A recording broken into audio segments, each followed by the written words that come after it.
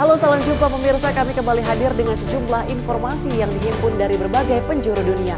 Bersama saya Tiara Dianti, inilah Info Dunia selengkapnya.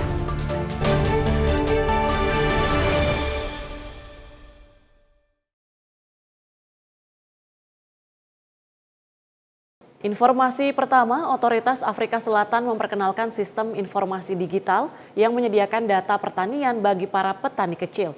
Teknologi pertanian presisi ini memanfaatkan kecerdasan buatan dan data satelit untuk membantu petani meningkatkan produktivitas lahan dan hasil panen mereka. Kemajuan teknologi pertanian telah membantu petani komersial meningkatkan hasil panen mereka di seluruh dunia. Tapi masalah keterjangkauan dan aksesibilitas sering membuat petani kecil tidak memiliki akses ke teknologi yang sama. Untuk menjembatani kesenjangan ini, Dewan Penelitian Ilmiah dan Industri Afrika Selatan atau CSIR mengembangkan sistem berbasis web yang dirancang untuk petani kecil. Sistem ini disebut Sistem Informasi Pertanian Presisi atau PAIS. Moses Cheu adalah ilmuwan utama proyek ini. Menurutnya, platform ini menggunakan bahasa lokal dan kecerdasan buatan untuk menganalisis data yang bisa membantu petani membuat ladang mereka lebih produktif. We have adapted soil pH, soil organic content, soil nitrogen content or information that no other system has gone down to that level to generate such information. Data dikumpulkan dengan drone dan peralatan lain, kemudian dibandingkan dengan citra satelit untuk membantu petani mengoptimalkan kondisi pertumbuhan. Menurut CSIR, sistem ini bisa meningkatkan hasil panen petani hingga 20%. Stefan Janse van Rensburg adalah ahli pertanian digital dari Bayer Crop Science yang bukan merupakan bagian dari proyek CSIR. Menurutnya, salah satu tantangannya adalah mengajar para petani cara menganalisis data. It needs to be affordable for farmers to be adapted. The second one is the educational part. Farmers needs to be educated and trained and upskilled how to use the products, the best products effectively. Di barat laut Johannesburg, calon petani komersial Wandile Sikosana masih dalam tahap kagum. Tapi menurutnya, mempelajari kemampuan PAIS saat ini dan bagaimana itu bisa bermanfaat bagi hasil panen jagungnya tidaklah terlalu sulit. They say that they can check the moisture in the soil, via satellite. It's like, wow. Yeah, no, I understand what it tells me. And it's not that difficult to use, I must say. For somebody who was born before technology, I can find my way around. Ketika Wandile dan timnya bergegas menanam benih terakhir di musim ini, menurutnya ia berharap dapat menggunakan data PAIS untuk membantunya memilih pupuk yang tepat untuk hasil panen yang lebih baik pada tahun depan. Dari Washington DC, saya Helmi Yohanes dan tim VOA. Kekhawatiran akan perang dan instabilitas membuat sebagian warga Amerika Serikat menempuh jalur ekstrim membeli bunker tahan bom yang juga dirancang untuk tahan dampak serangan nuklir. Tapi efektivitas produk seperti ini bila pun mahal dipertanyakan para ahli. Tak jauh dari kota Dallas, negara bagian Texas, pekerja sebuah pabrik disibukkan dengan pembuatan sebuah produk unik. This is the largest bomb shelter factory in the world. It's on a 10-acre piece of property in a 72,000 square foot building, and we are covered wall-to-wall on underground bomb shelters. Ron Hubbard adalah CEO dari Atlas Survival Shelters, produsen bunker atau ruangan bawah tanah tahan bom yang disebut bahkan tahan serangan nuklir. Most people surveyed believe that there will be a World War III one day and it will be very catastrophic and that these shelters will have great value at that time. Menurutnya penjualan bunker tahan nuklir melonjak menyusul pandemi COVID, perang Rusia dengan Ukraina, serta perang Israel-Hamas di Gaza. People are uneasy and they want a safe place to put their family. And they have this attitude that it's better to have it and not need it than to need it and not have it. Remember what to do, friends. Saat puncak Perang Dingin tahun 1950-an, banyak video menyarankan orang berlindung ke bawah meja begitu ada serangan nuklir. Penelitian sesudahnya menunjukkan strategi ini hanya efektif untuk jarak tertentu dari pusat ledakan. The blast is kind of 1 to 3 miles out, which is obviously a good size area, but it's small compared to the size of a city.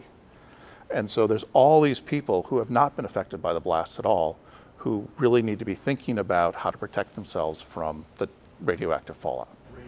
Menurut ahli nuklir dari Lawrence Livermore National Laboratory, tak perlu ruang bawah tanah khusus untuk berlindung bila pusat ledakan cukup jauh. Doesn't have to be fancy. Almost any non-residential building in the U.S. is going to work. Think about your supermarket. Think about all the shelves of stuff. That's protection.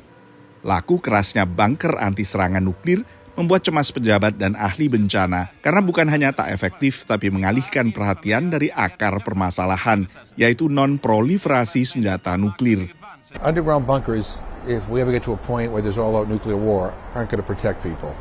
And instead, we ought to be investing our resources and our energy trying to talk about a freeze initially, and then finding ways to engage countries that possess nuclear weapons. Menurut perkiraan Blue Wave Consulting, penjualan bunker di Amerika Serikat bakal meningkat sekitar 28% pada tahun 2030. Bunker kecil satu ruangan bisa diperoleh dengan harga puluhan ribu dolar atau ratusan juta rupiah. Dengan bunker berukuran lebih besar multi ruangan seperti layaknya sebuah apartemen di bawah tanah dengan harga jauh lebih mahal lagi. Bagi para pembelinya, bunker seperti ini memberikan rasa aman. Tapi bagi para kritikus, rasa aman ini hanyalah rasa aman semu saja. Dari Washington DC, saya Nova Purwadi dan tim VOA. Sebuah perairan di California baru-baru ini ditetapkan menjadi suaka laut baru dan salah satu yang terbesar di Amerika Serikat. Ini melindungi keberagaman hayati di kawasan tersebut dari pengeboran minyak dan juga gas. Pat Nugent telah menyelam di perairan lepas pantai California ini selama hampir 40 tahun. We've got some of the unique sea life. We've got nudibranchs. We've got large diversity of fish. We've got sea lions in the area. We've got sea otters. We've got harbor seals. We have octopus. Hampir 12.000 km persegi samudra dan garis pantai California adalah bagian dari Suaka Marga Satwa Laut Nasional Warisan Chumash yang baru disahkan. Yang pertama dikelola bersama dengan masyarakat adat. Violet Sage Walker adalah ketua Dewan Suku Chumash Utara. Dia mengatakan itu adalah tempat yang memiliki makna sejarah dan budaya yang mendalam. We believe that all people come from these islands here off of the coast of California, and that our people originated from those islands, and that when our people leave this world, they leave through the setting sun and the Western Gate, which is Point Conception. That story has some roots in history, and it has roots in science, and the science says, that this is where the mixing of northern and southern waters and western waters, all these animals come here, and it's a sacred place. Penetapan Suaka ini melindungi daerah tersebut dari produksi minyak dan gas serta konstruksi baru. Ini bertetangga dengan pembangkit listrik Diablo Canyon, satu-satunya pembangkit listrik tenaga nuklir yang beroperasi di California. After 9/11, they actually created a mile barrier around the plant where there's no boat traffic other than the scientific divers that are working there. But that whole coastline from Avila Beach to Morro Bay is just spectacular. Tapi pejabat organisasi perikanan Teluk Morro setempat menentang Suaka baru itu. Mereka mengatakan perairan California sudah diatur secara berlebihan dan khawatir tentang bagaimana masyarakat Chumash akan mengelola akses. We keep hearing that the sanctuary and the tribes are going to co-manage this sanctuary. We don't know exactly what that means, but we do know that the Chumash want their special little areas off limits to all fishing, just them. They'll be able to fish in these areas. Violet membantah akan ada area pemancingan khusus Chumash. People have been living with national marine sanctuaries all around them for like 50 years now. So there's fishing, there's scuba diving, there's kayaking. Everything that everybody does has been done in a national marine sanctuary this whole time. Suaka Laut Chumash pada akhirnya dapat memasukkan perairan di sekitar platform pembangkit listrik tenaga banyu lepas pantai setelah pembangunan turbin selesai. Amerika Serikat saat ini memiliki 18 Suaka Marga Satwa Laut. Selain sejumlah perairan di lepas pantai California, ada juga wilayah perairan di negara bagian Hawaii dan Florida. Selain itu ada sejumlah danau-danau seperti Danau Wisconsin dan Danau Ontario di dekat perbatasan dengan Kanada. Dari Washington DC, saya Rio Tuasikal dan tim VOA. Di tengah meluasnya pengaruh Tiongkok di Samudra Hindia, India memperkuat angkatan lautnya dengan 3 kapal perang baru. Kekuatan angkatan laut Tiongkok yang besar dianggap menjadi masalah keamanan bagi India. Sebuah fregat siluman, kapal selam serang, dan kapal perusak rudal baru-baru ini diresmikan ke dalam Angkatan Laut India. Ini adalah bagian dari puluhan kapal perang yang rencananya ditambahkan India selama 10 tahun ke depan. About 40 warships are likely to be commissioned over next few years. And that's a significant jump. Even qualitatively, the ships that Indian Navy is commissioning are very high-tech and high-end. Para analis mengatakan New Delhi menambah kekuatan angkatan lautnya di tengah kekhawatiran bahwa proyek infrastruktur Tiongkok di sekitar India membawa negara saingan itu lebih dekat di Samudra Hindia. Chinese Navy has very good relations with Myanmar. It has access to a port in Sri Lanka called Hambantota, which gives it docking facilities. And it has very close links with the Gwadar port in Pakistan on the Arabian Sea. So all around India is, in a sense, encircled by China. And it is concentrating on trying to break or at least counter this stranglehold by expanding its navy. Tantangannya tidak mudah. Angkatan Laut Tiongkok adalah yang terbesar di dunia berdasarkan jumlah kapal. The Chinese have expanded their navy exponentially and continue to do so. They in fact have at least 4.5 times the number of underwater and surface combatants than the Indian Navy does. And that's a great source of worry for the Indian Navy. Fokus India selama bertahun-tahun adalah membangun pasukannya karena sengketa perbatasan India dengan Tiongkok dan Pakistan di Himalaya. Tetapi 90% perdagangan India, termasuk pasokan energi vital, melewati Samudra Hindia setiap hari. Jalur air ini telah menjadi prioritas bagi para pemimpin politik dan militer negara itu. India's sustenance is completely dependent on Indian Ocean. So Indian Ocean is absolutely important, and for that, India needs to have the freedom of navigation. Our ships should be able to transit through the Indian Ocean freely without being hindered by any power that could be inimical to India's interests.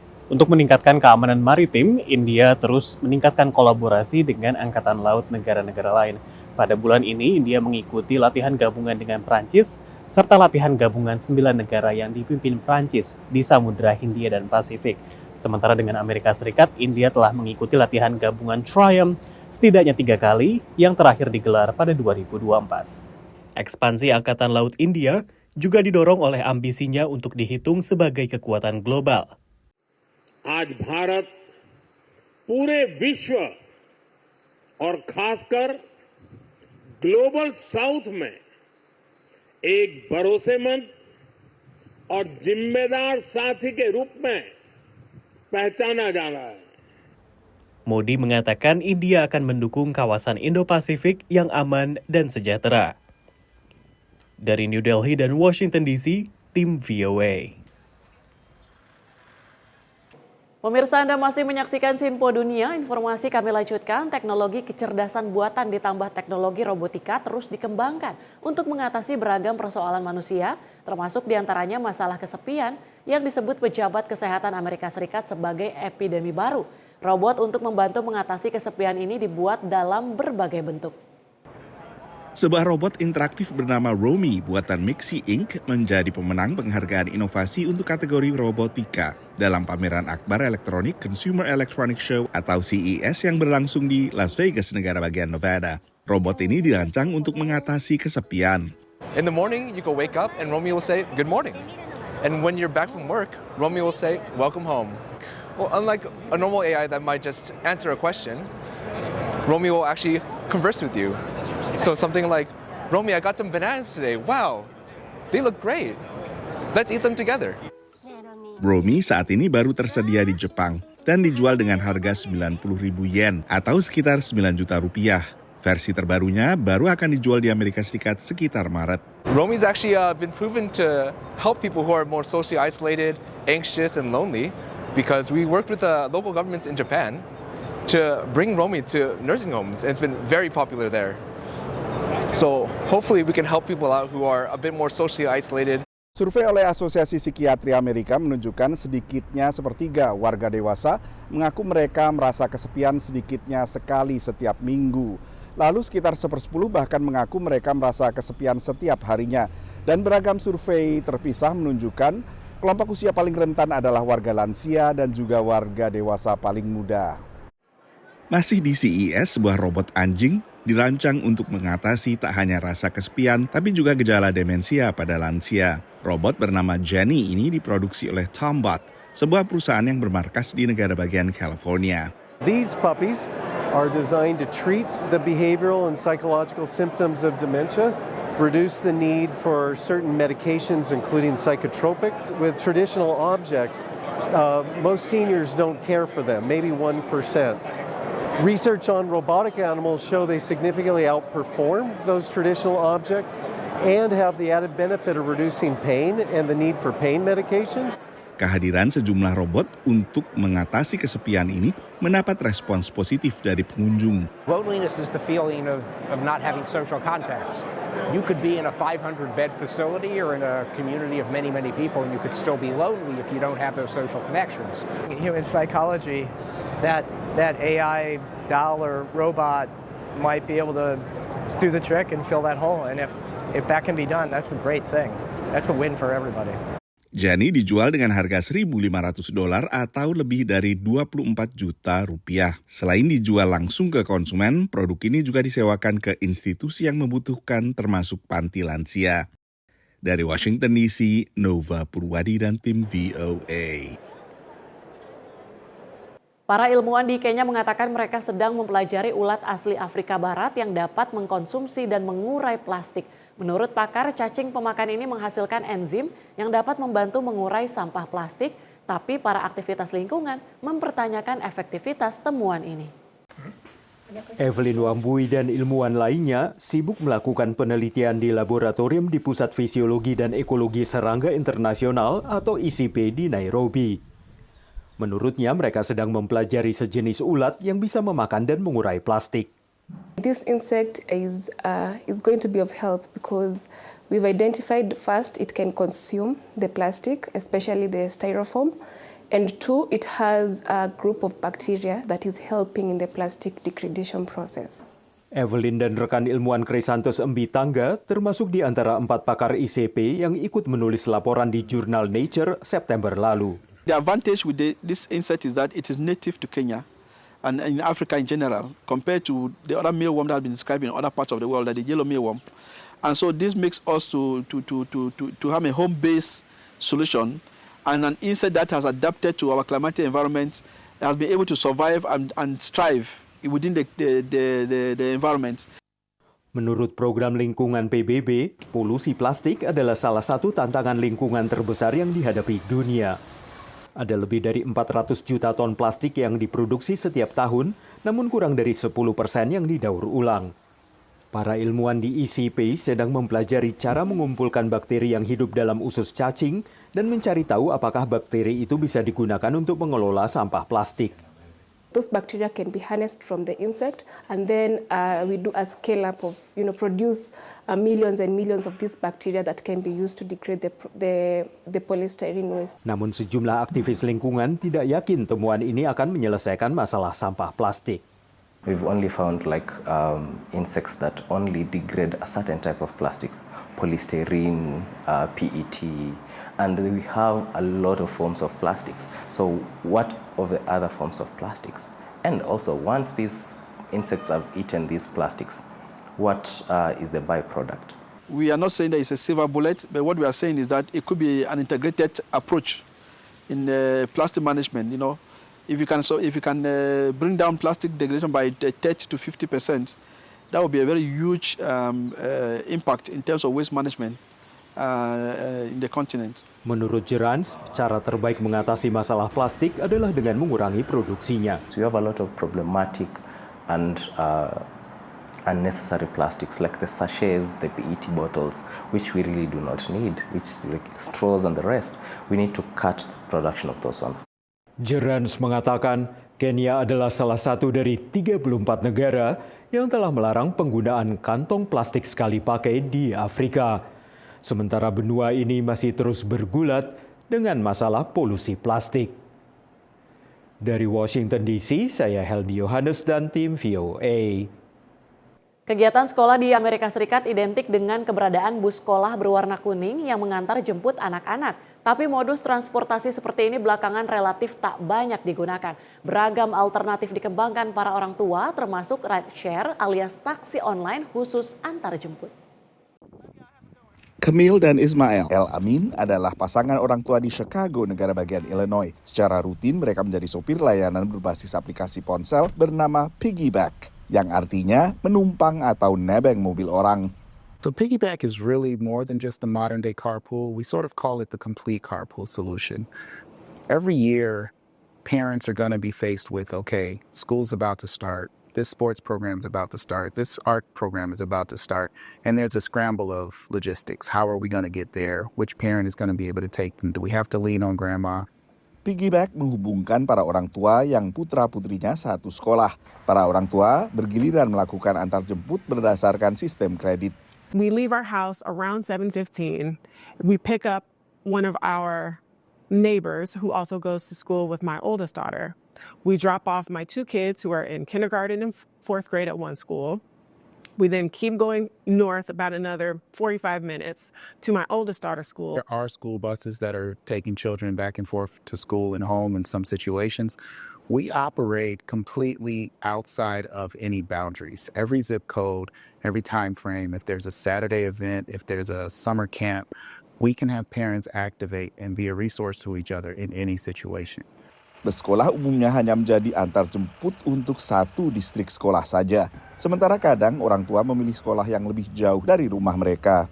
Menurut pantauan Departemen Transportasi Amerika Serikat, penggunaan bus sekolah relatif turun belakangan dibandingkan dekade-dekade sebelumnya. Angkanya mencapai 36% pada 2017 dan angka terakhir bahkan mencapai sekitar 28% dari seluruh siswa sekolah. Separuh lebih siswa sekolah kini diantar jemput menggunakan mobil pribadi. Di Lincoln Park, negara bagian Michigan, di pinggiran kota Detroit, ada layanan taksi online khusus sekolah bernama Hop Skip Drive. Hop Skip Drive is the company.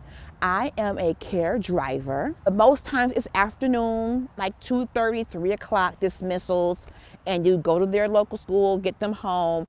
Berbeda dari Piggyback, supir adalah supir profesional yang telah menjalani seleksi. I make it my point to make sure when they get into my vehicle, they know that I'm on their side. I'm going to get them home safely, and we're going to have a little fun too if they want to. Berawal dari gagasan 3 orang ibu di Los Angeles, California, layanan Hop Skip Drive kini telah meluas ke sedikitnya 13 negara bagian. Sementara Piggyback di Chicago juga melirik ekspansi ke sejumlah negara bagian lain, termasuk Virginia dan Texas. Dari Washington DC, Nova Purwadi dan tim VOA. Pemirsa, informasi tadi sekaligus menutup jumpa kita pada edisi kali ini. Tetap saksikan Sinpo Dunia hanya di Sinpo TV. Saya Tiara Dianti mewakili seluruh kerabat kerja yang bertugas. Pamit undur diri. Terima kasih dan sampai jumpa.